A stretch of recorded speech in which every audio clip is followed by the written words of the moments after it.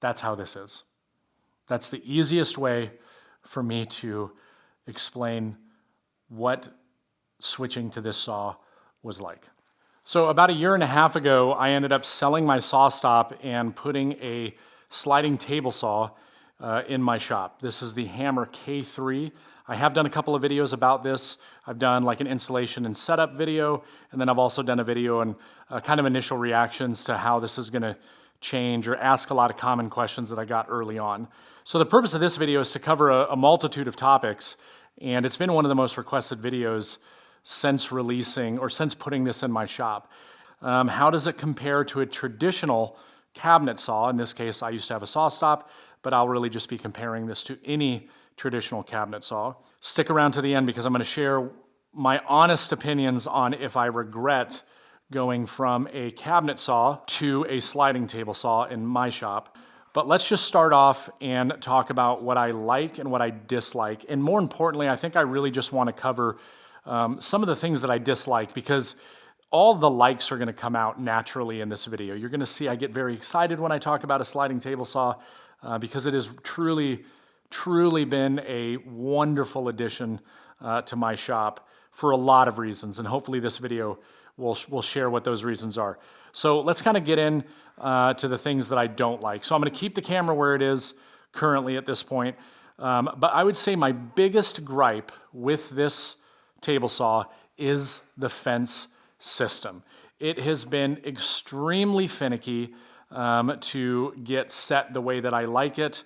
I've got it dialed in now, and it's not that it's not a good fence, it's that the process in which you have to take in order to get it dialed in just right can be really frustrating, because it's a series of bolts that you have to tighten. There's 3 of these posts that are on this fence, here in the middle and out on the end. And so what ends up happening is the way that you adjust this fence, you know, in or out like this, is by manipulating this bar to go in or out, which obviously then, you know, translates into this moving, okay?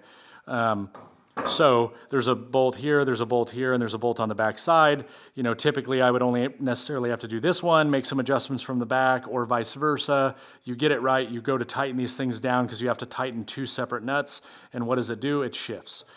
So you can be chasing it. It's just a little bit of trial and error. So that's a little bit better idea of what it is that I was referring to. Now with the fence, the other thing that I'm still not the biggest fan of in the world is the fact that, let me make sure that this is going to be in camera here. You know, for me to get my measurement, I'm looking down this line to make sure that this is right where it needs to be, and locking this down. So I do find that to be a little bit more difficult than your traditional table saw fence that has the cursor and you just put the line directly over where it needs to go, and it's good to go. So being able to have that incorporated into this might be kind of nice, but because of the capabilities of the fence, being able to slide this back and forth and tilt it down, you know, there's a lot of different use cases for the fence, but I just find it, you know, a little bit more difficult to get exactly where I want to get, which is why I'm interested in looking at the digital fence, because then I just don't have to worry about it anymore. If I say I want it to be, you know, 15 centimeters or 6.5 inches or whatever it is, I just plug that in, boom, it goes right there 100% every time.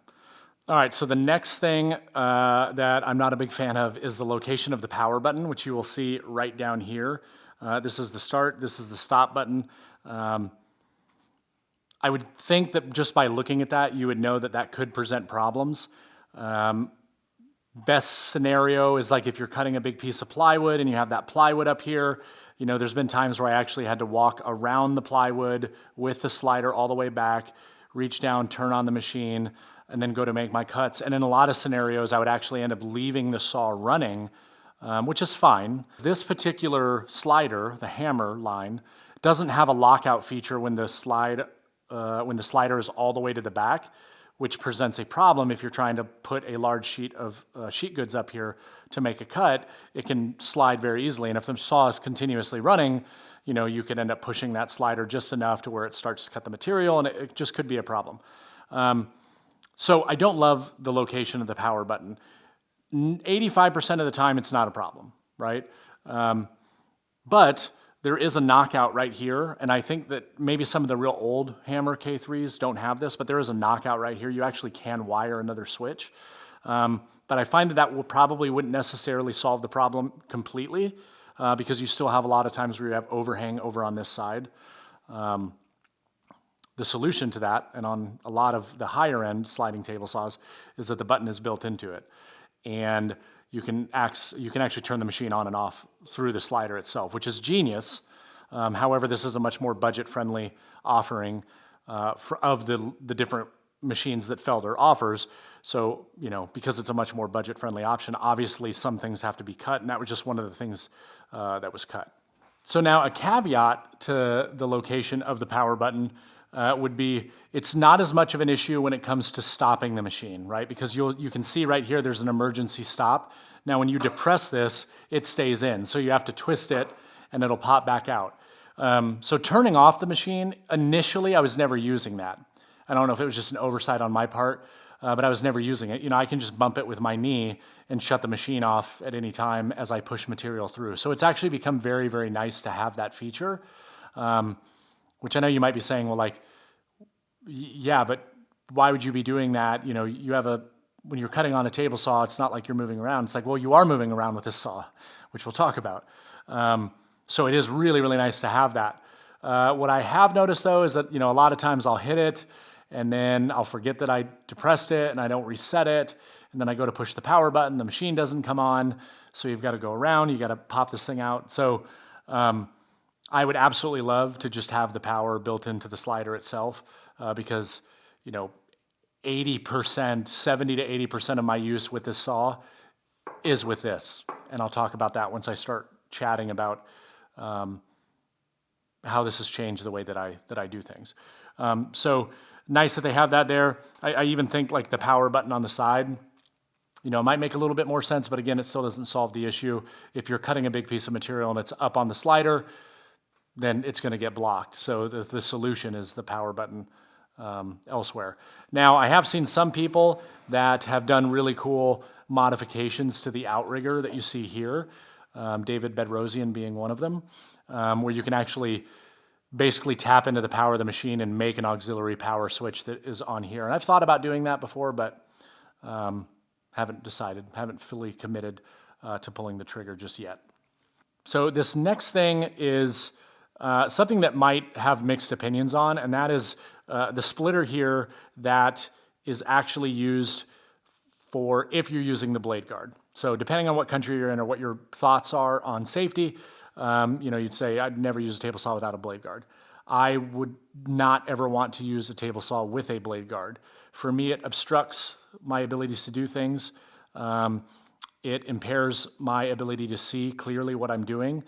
Does it provide some safety? Of course it does, right? That's why it's there. However, I'm on the side of, you have to do things that make you feel comfortable, right? I see people all the time using a bunch of push blocks and holding everything down that way at a router table because their fear of a router table is very high and they feel safer doing that. I, on the other hand, feel more uncomfortable doing that. So if I don't feel like I have control of what's going on, I don't find it safe, right? So I think there's a lot of talk in the community on, what is safe? This is how we've done it for 50 years. Whatever the case is, you shouldn't do that. Don't wear gloves, all this stuff. At the end of the day, I'm a proponent of you need to do what makes you comfortable because ultimately that is going to ensure your safety. Not saying bad things won't happen by you doing something that you find to be safe, right? I'm just saying that being uncomfortable doing something can lead to very serious accidents. So this is what comes standard with the blade guard. The blade guard is around here somewhere. I will never use that. I will never, ever use it. So I want to get rid of this, and for a couple of reasons. One, it sticks up above the blade no matter what you do, right? And it's designed that way for a reason. So it does inhibit through cuts, which means you have to take it off, which can lead to unsafe acts, depending on what it is that you're doing, or you're too lazy to put the thing back on. The solution for me is I just want to get the standard riving knife, which they have, it's available, and then I won't have those issues anymore. I just haven't gotten one yet. Hopefully that'll be changing here very soon. But I've had so many issues with that. It was actually slightly offset at one point, and it was causing all kinds of problems cutting on my saw. I was getting pinching, and I finally figured out why it was, because that was not in perfect alignment with the blade. But I don't like that. That's a small, dumb little thing that can be easily fixed. But I want to talk about the last stupid, dumb little thing that I'm being nitpicky on. All right, so the final thing is this stop right here. And essentially what this stop is it's a reference. So if I was to take this off, which you can take this off very easily, I go put it back on, I slam it up against this, or if I'm doing angled cuts, so I'm moving away from this stop, this just ensures 90 degrees, and then I'm getting square cuts.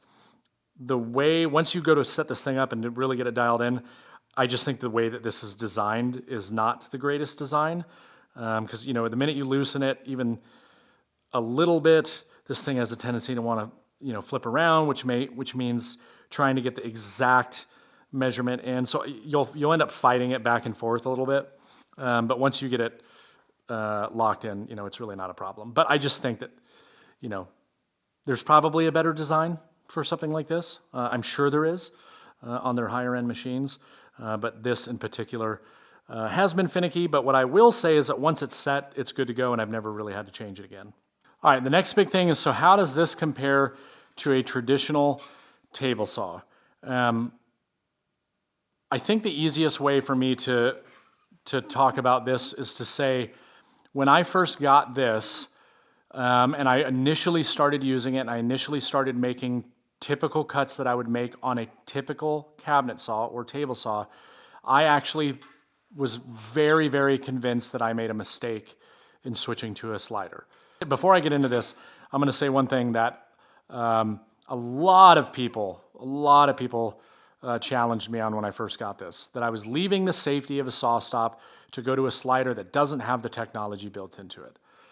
And after using this for a year and a half, I will tell you, I'm not saying that it can't happen, but I think, in my opinion, is that a sliding table saw is exponentially safer than a traditional cabinet saw, because I can be out of the way for just about every single cut, out of harm's way for just about every single cut that I'm making, because I'm going to be standing over here on this side, right, working through the blade, as opposed to if I'm taking all my material and pushing stuff through all day long and I'm placing myself here and something kicks back, I'm right in line. Yes, you can stand off to the side. I find that to be very awkward. And then you can also make cuts from this side. Where the difference is between the two, so if I set my fence, and let's say I want to rip, 4-inch wide boards, I can either stand over here on this side and be awkward, because this is in the way, and I'm like pushing my boards through, okay, whatever. It's a little bit strange. It's not like a traditional table saw. It won't feel the same.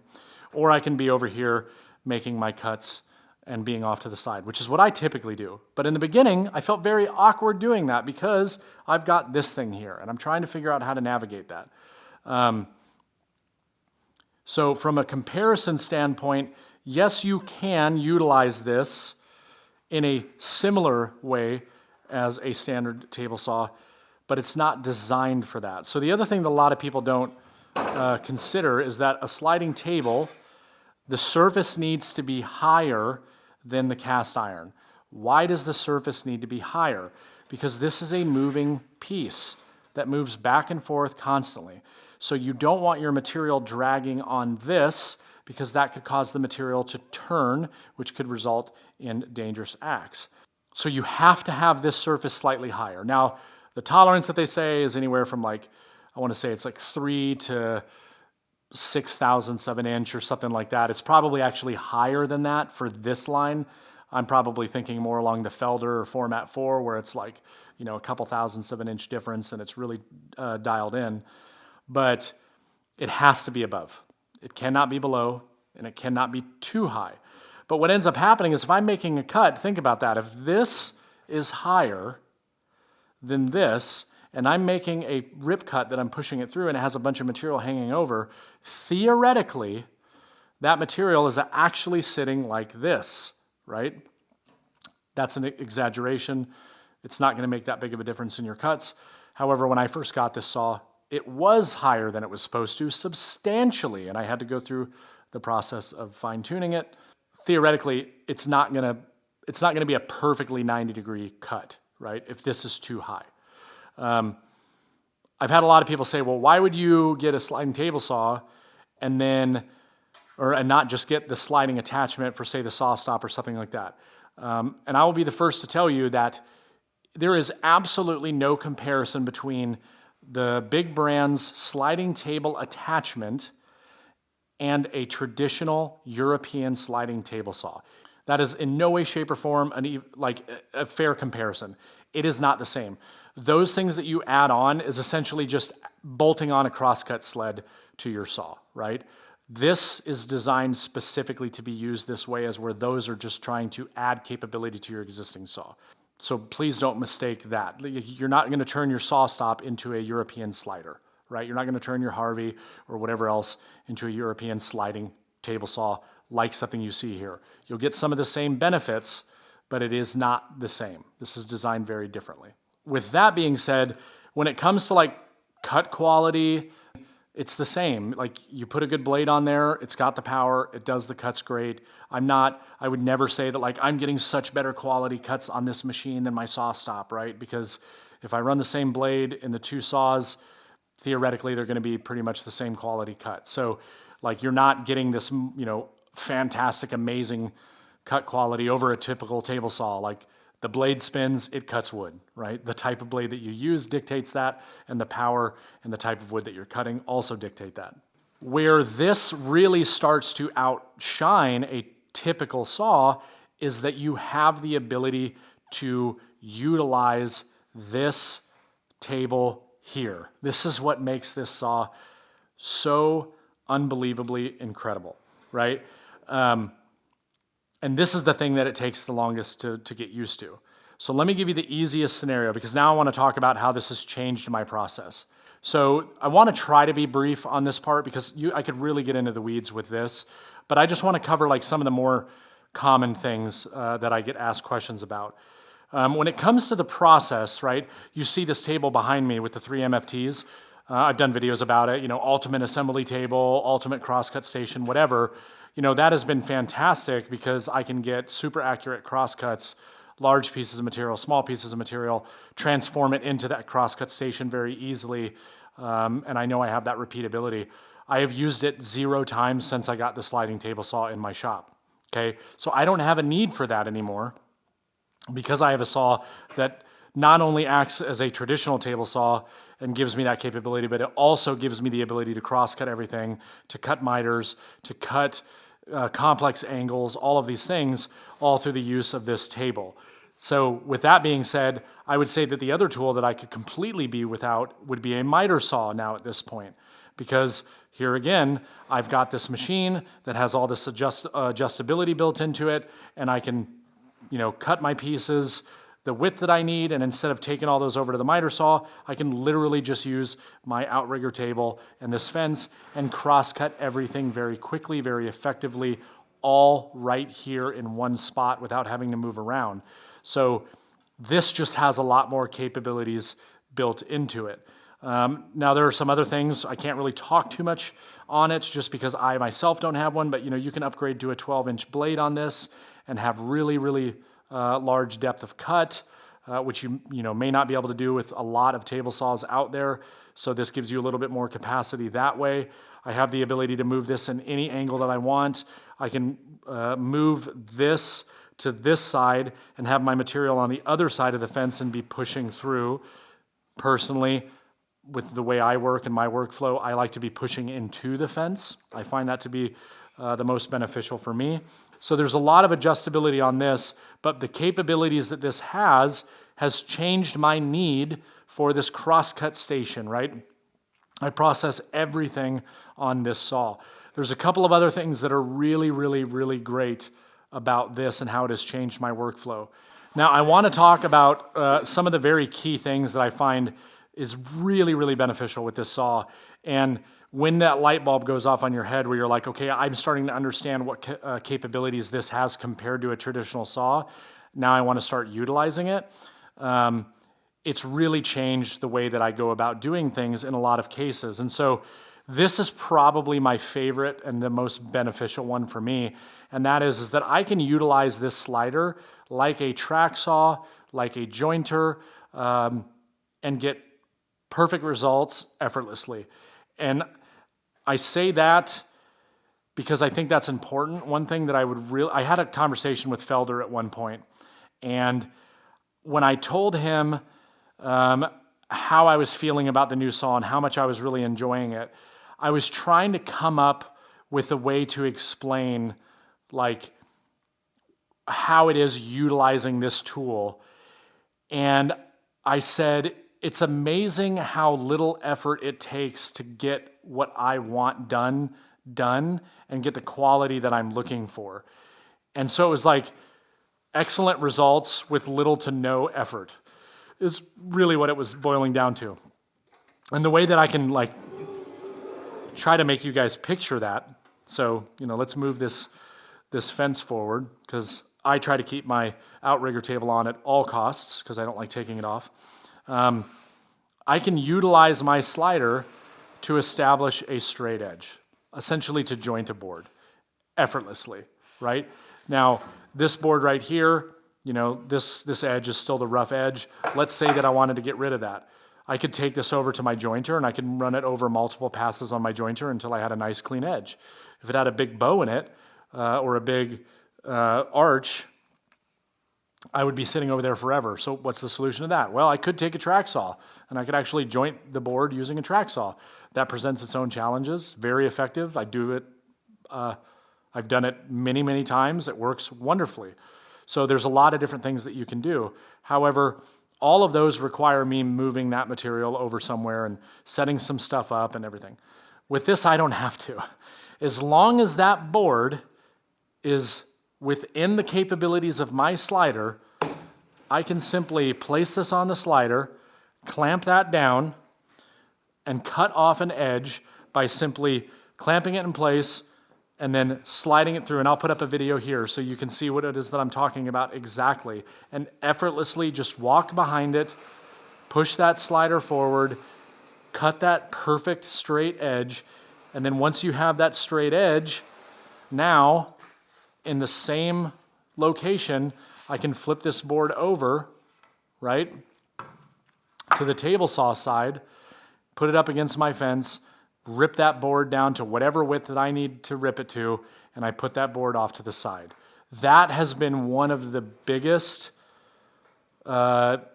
changes for me, is I'm able to process materials so much faster in a lot of cases because I'm utilizing this slider. And it's great. The more you start digging into it, the more you'll find, great additions that you can make. This is one of the Kreg, I think Automax clamp is what it's called. And again, Ramon Valdez sells these blocks that go through this perfectly. I put my material up there and I can lock this down. It holds it in place. These can be adjusted. I can have one up here at the front. I can have one on this side. If I get the 6-inch version, it'll actually come over the fence. You can lock things down. It's very secure.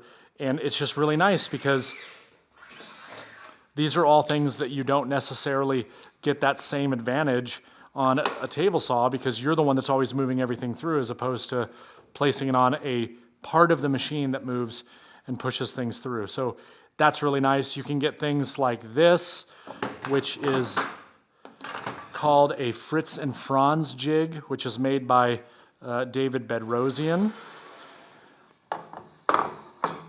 And essentially this fits right into your slider. So that's the front. This is the back. This goes in just like this. And now what this is used for is it has two different stops on it that are both perfectly in line with one another. So let's say that I had small pieces and I wanted to utilize the slider. I can place those small pieces in here. When I push this in, it's pinching that piece, keeps my hands fully away from the blade, and I'm able to cut small pieces with great repeatability and great accuracy because of it. And then the other thing is too is, I could utilize this to do tapers. If I set this to a slightly different, smaller setting, here, let's go from a 2-inch down to a 1-inch. I can put that material in here, pinch it together, I'm pushing it through. There's a lot of really great use cases for a Fritz and Franz jig. There's a lot of really great use cases for different jigs and accessories. There's even things that you can make to extend the length of your slider capabilities to where, if you're limited to 50 inches or something, you can make essentially a sled that once you get to the end of your cut capacity, it will continue to push through and give you the ability to cut even longer materials. There's really a lot of great things that people have thought of for a slider that just truly increases the capabilities of this saw in such a small space. So really that whole last segment where I'm talking about how it's changed my process really kind of goes in line with, how I use it and the benefits over a cabinet saw. I think I've covered both of those pretty easily. Again, there's so many different things that we could go into, tiny little characteristics, but I feel like the most important ones that always stand out to me are figuring out the capabilities of the slider and learning how to use the slider and understanding that this and this aren't necessarily used in conjunction with one another. You have to learn in what scenarios is it right to use the sliding table and that fence, and what scenarios it's right to use this. Here's a really good example of what I'm talking about.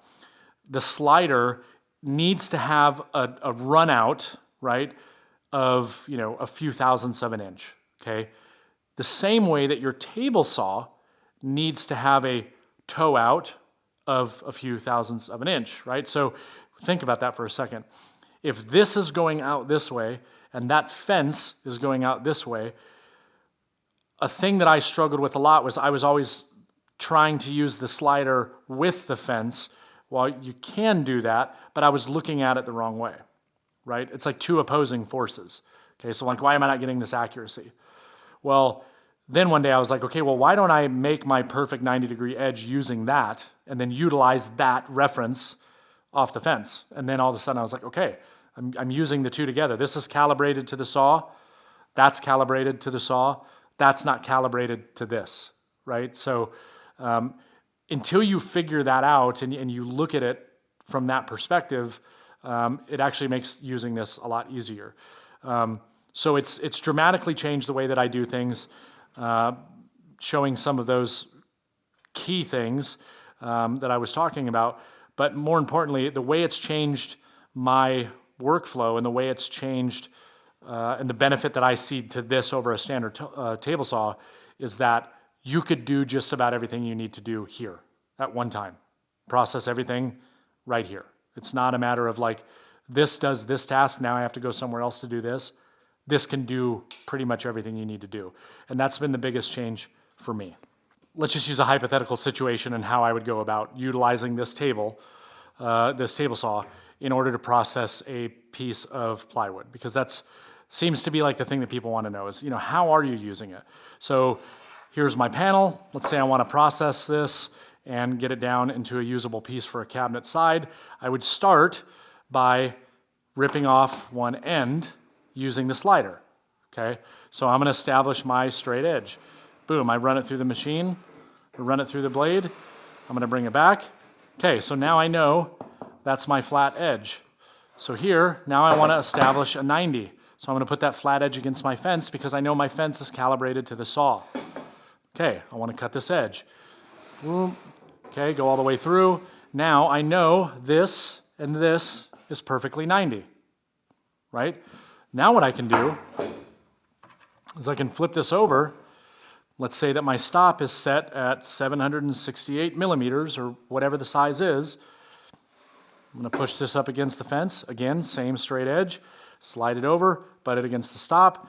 I'm going to make my cut, push it through. So now I know this is all square. From here, I would take it and I would utilize the fence on the table saw and I would push this through and get my final width. I just find it a lot easier. Okay, this was my reference edge for my edges. I want to make sure that this cut is parallel to that, right? So I would push it through just like this. And since I've been doing that, obviously I'm getting, much better, cleaner results, more accurate results. And it's because I'm utilizing the tool the way that arguably it was designed to be used. All right, now for the one thing that people want to know the most, and that is, do I regret getting rid of my table saw?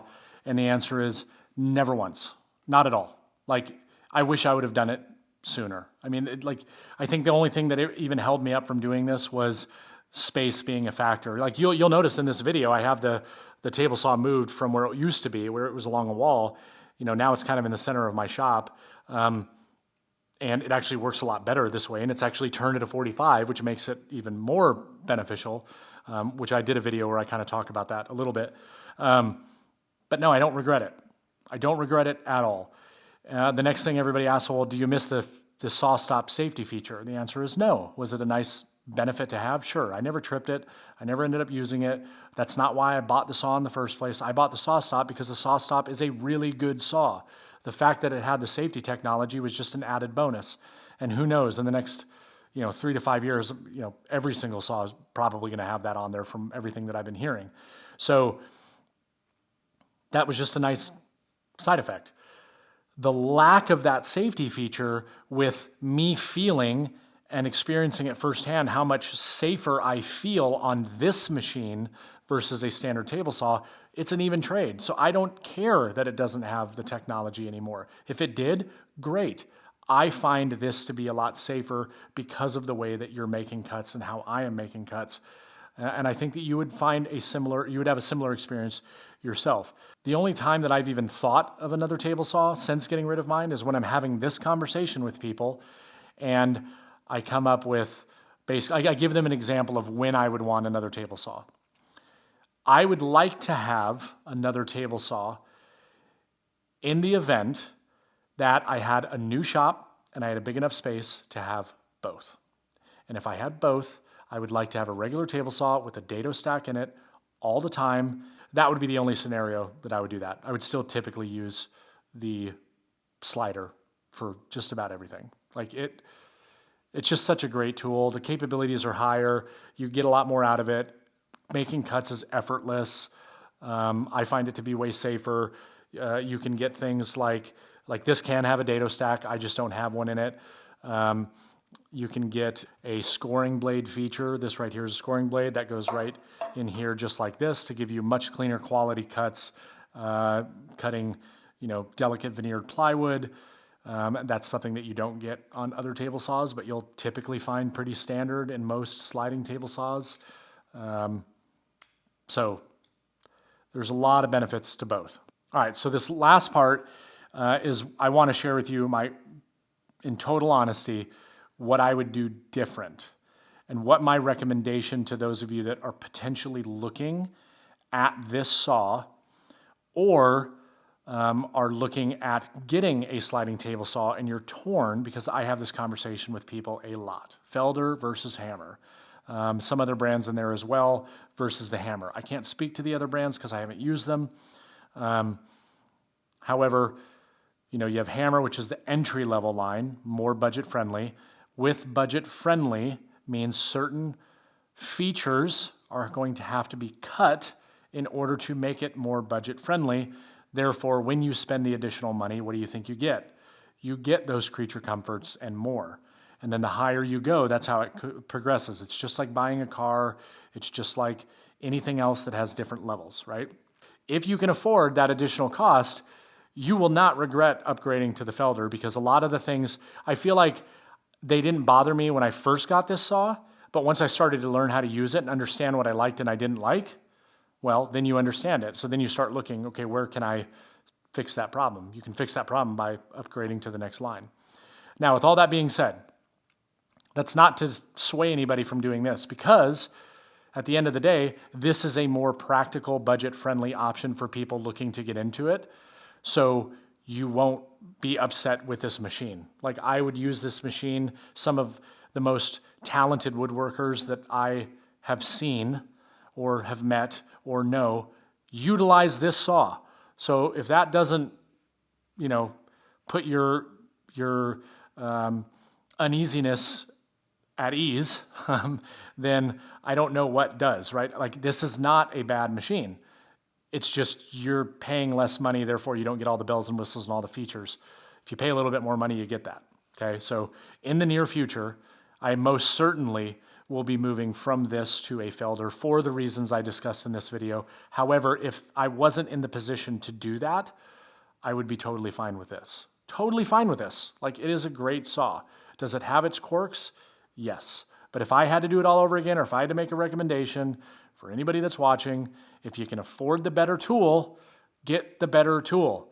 If you can't, and you can afford this, just know that this is a great tool.